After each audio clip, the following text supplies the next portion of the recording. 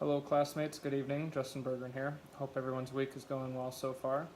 So this week we're talking about mid-air collisions, which is a really important subject. I went to the AOPA's website and looked at their safety advisor, collision avoidance, and they talk about how the majority of collisions occur during the day in visual meteorological conditions and within 5 miles of the airport.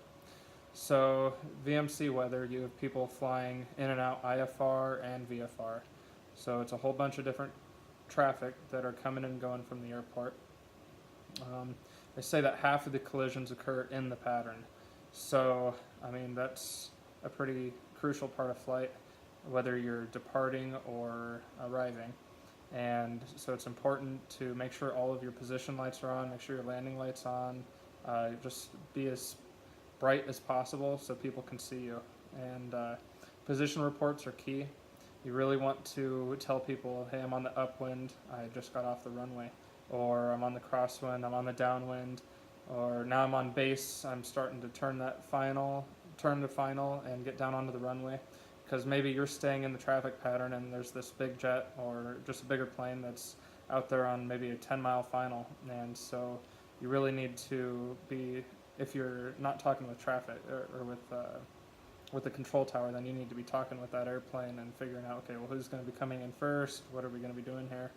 And that's where, if you do have a tower, things get a little easier because they kind of decide all of that for you. But you need to keep outside of the aircraft part of the scan, and you need to develop that scan so you're looking at the different sectors out of your window or out of your windshield, and that way you can see as much traffic as possible. We say a quarter of the collisions occur at cruise or during cruise, and that's pretty sad because, I mean, we have altitude restrictions that we're supposed to be at. You're supposed to fly VFR at the 500 intervals and IFR 1,000 foot intervals, and then obviously opposite directions have different altitudes, even or odd, and so they're trying their best to keep traffic apart. So it's key when you get to VORs or where airways cross that you're paying close attention. Don't be afraid to put on your lights. You just want to be seen. Maybe if you're not talking to anyone, go ahead and do a position report on that channel, or if you're the best thing you can do is, if you're flying VFR, get flight following for your flight, because you're always in contact with a controlling agency, and they are looking at traffic for you, and they're giving you updates whether they're talking to people or not, other VFR pilots out there or not.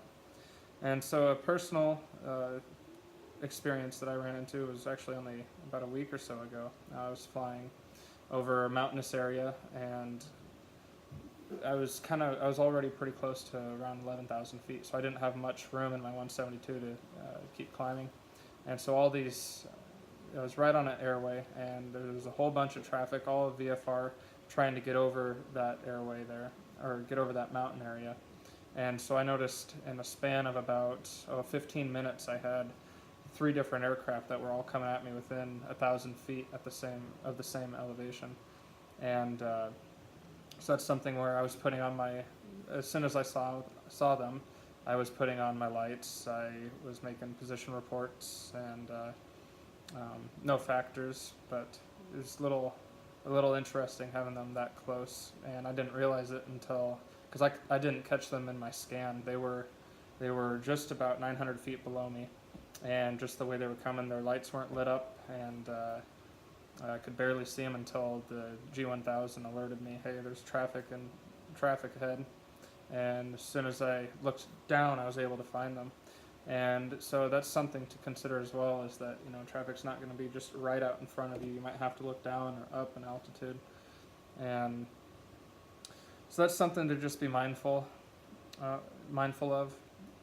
Always, you want to keep a really good scan of your instruments, but you want to keep a scan of outside. I noticed after working on my instrument, starting on my commercial, that I was really looking at my instruments a lot more than I should, and so it kind of took a little while to get the feel for, you know, straight and level flight, looking outside of the cockpit again, and able to do that visual scan for traffic.